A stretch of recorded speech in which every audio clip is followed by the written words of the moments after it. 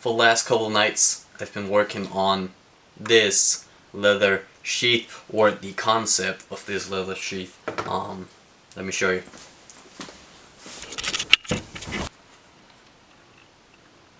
There it is. This is not going to be one of the actual sheaths. This is prototype number 3. This was the first one that I made. Just made it completely from thought of what I had in mind, and then I made this, and this clip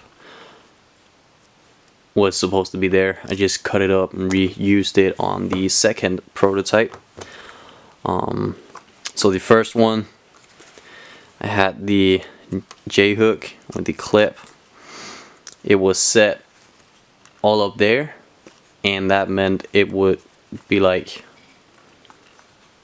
that, and the clip would stick out a couple centimeters, just shy of an inch over the top there, and that meant when the blade was in here that the clip and the blade, if you were to grip it, you grip both at the same time, and that, you know, made it hard to get the knife out without pulling the sheath. That was just annoying, so I had to move it down a little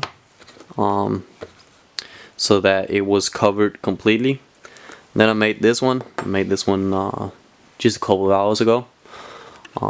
This is the second prototype. Moved it down. I didn't care about the finish. I just tried to burnish up the edge there, just for fun, just to see how it would look without putting dye on here. I didn't like it a lot. It's okay, but I didn't like it a lot, so that's why I dyed the edges and burnished them on this one, and that's how they're going to be. Now on this one, I moved the clip with the J-hook down a little, and then I found out that the hook could move around due to it only being riveted with one brass rivet there. So I made this small belt there and stitched it on, and that kind of keeps it in place now. Now it can only move that much, and you actually have to push it to get it there. But I still wanted to make a slight adjustment so that it would be just a little more tight on it, so that you couldn't move it that easily, and that it would be more secure inside the inside of the pocket, the entire sheath, and the knife with it. I got my logo stamped there at the top. Fairly pleased with that. And then I moved on to the third one that I just finished up now, and I'm pretty happy with it. You know, stitching these up by hand takes a little bit of time, but you know, it has to be done. And right now I don't have any other options. On this one you can see the belt that I put in, stitched in there. It's actually pulled down just a teeny tiny bit by the hook, and that means the hook will not glide around that easily. Also, it won't move as much, and I'm really pleased with that. Still got a rivet on it to hold it in place so that it can't slide up, and the rivet just gives it a nice sturdy, or so that it won't fall off. That's the point of it. I could just stitch it in. I didn't want that. I wanted a rivet.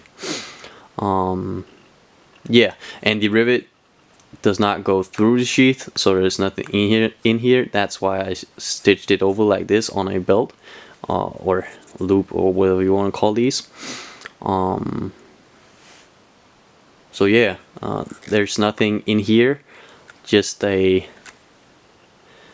a spacer, little spacer all the way around, which makes space for the actual blade. The blade fits in nicely, and you can turn it over